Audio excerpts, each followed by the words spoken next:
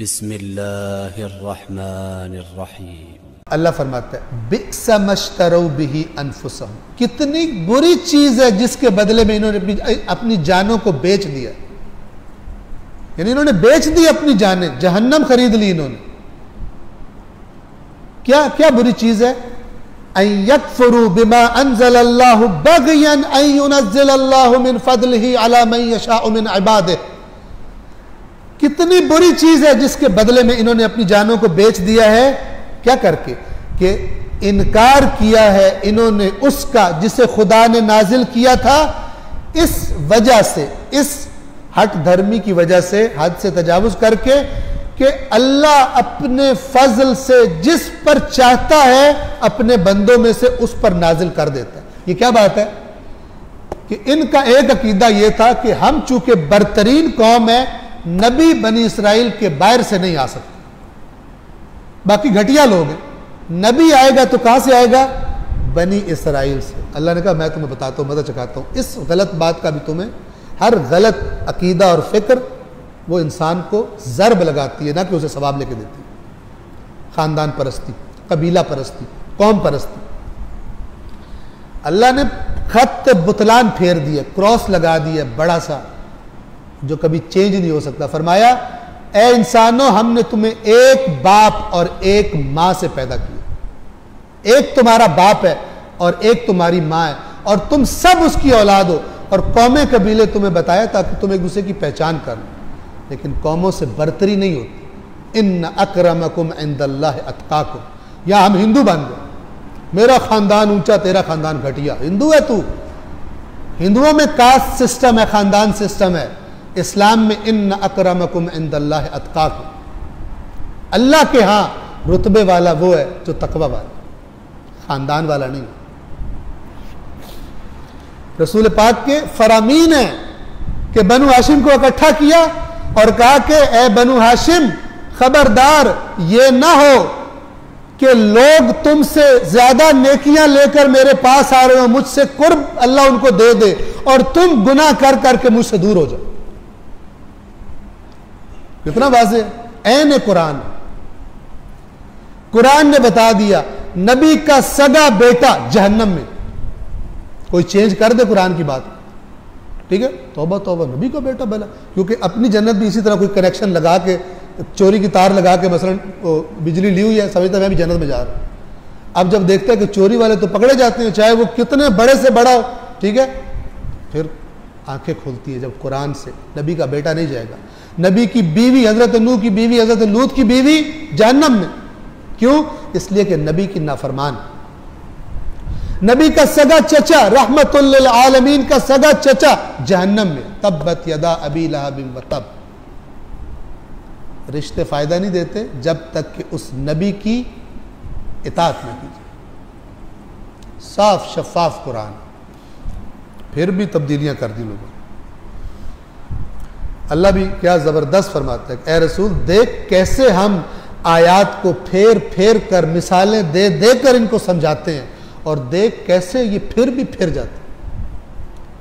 یہ بھی دیکھ ہم کتنی محنت کر رہے ہیں، اور ان کو بھی دیکھ کیسے ضدی ہٹ دھرم، کیسے پی جاتے ہیں، ڈکار بھی نہیں لیتے، ساری باتیں سن کر ایسے جیسے سنی کوئی۔ کتنی بری ہے وہ چیز جس کے بدلے میں انہوں نے اپنی جانوں کو سودا کیا، صرف اس بات کی ضد میں کہ خدا کے نازل کیے ہوئے کا انکار کرتے ہیں کہ اللہ اپنے بندوں میں سے جس پر چاہتا ہے اپنا فضل نازل کر دیتا ہے۔ یہ رسول کہاں سے آ گیا؟ رسول تو بنی اسرائیل میں سے آنا تھا، یہ تو رسول ہو ہی نہیں سکتا۔ ہمارا بنایا ہوا قانون جو ہے اس کو اللہ کو فالو کرنا چاہیے، لہذا جناب حسد کی وجہ سے کہ یہ ہمارے قبیلے کا، بنی اسرائیل کا نہیں ہے، اس حسد خاندانی تعصب میں ذلیل و رسوا بدبخت ترین ہو کے رہ گئے۔ رسول پاک کا انہوں نے کیا کیا؟ انکار کر دیا۔ فباؤوا بغضب علی غضب، غضب در غضب لے کر پلٹے، غضب در غضب ہوا ان پر۔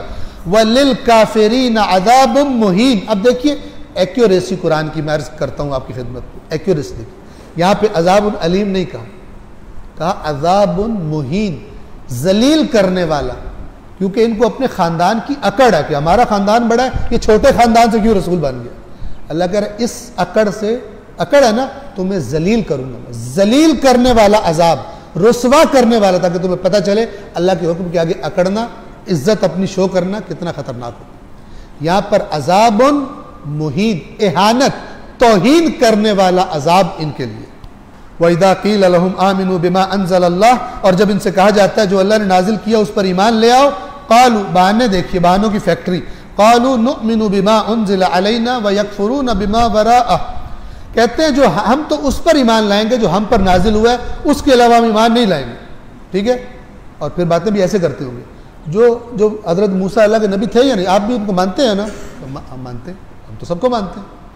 جو موسیٰ پر کتاب اتری ہے وہ اللہ کی کتاب ہے نا، وہ بھی اللہ کی کتاب ہے، تو پھر تم جاؤ اپنا کام کرو، ہمارے پاس اللہ کی کتاب بھی ہے، ہمارے پاس نبی بھی ہے، ہم تم کو نہیں مانتے۔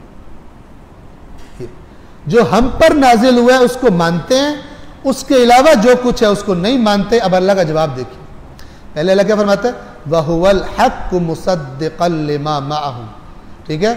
جو اس کے علاوہ اس کا کفر کرتے ہیں حالانکہ وہ برحق ہے اور انہی کی کتاب کی تصدیق کرنے والا ہے۔ کل، اب اللہ کا جواب، اے رسول آپ ان سے کہیے، اچھا تم اس پر ایمان رکھتے ہو جو تم پہ نازل ہوا ہے، فَلِمَ تَقْتُلُونَ أَنْبِيَاءَ اللَّهِ مِنْ قَبْلُ إِن كُنْتُم مُؤْمِنِينَ، تو تمہارے اپنے بنی اسرائیل میں سے جو نبی آئے تھے ان کو تم نے قتل کیوں کیا تھا؟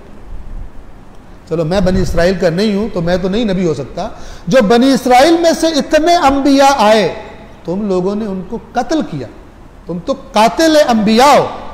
لما، کیوں تم انبیاء اللہ کو قتل کیا کرتے تھے؟ من قبل، اس سے پہلے، ان کنتم مؤمنین، اگر تم مومن تھے، تم بے ایمان ہو، تم بہانے بناتے ہو، ورنہ جو تم دعویٰ کر رہے ہو وہ دعویٰ بھی تمہارا غلط ہے، تم تو اپنے نبیوں کو بھی، بنی اسرائیل کے نبیوں کو بھی مارتے تھے۔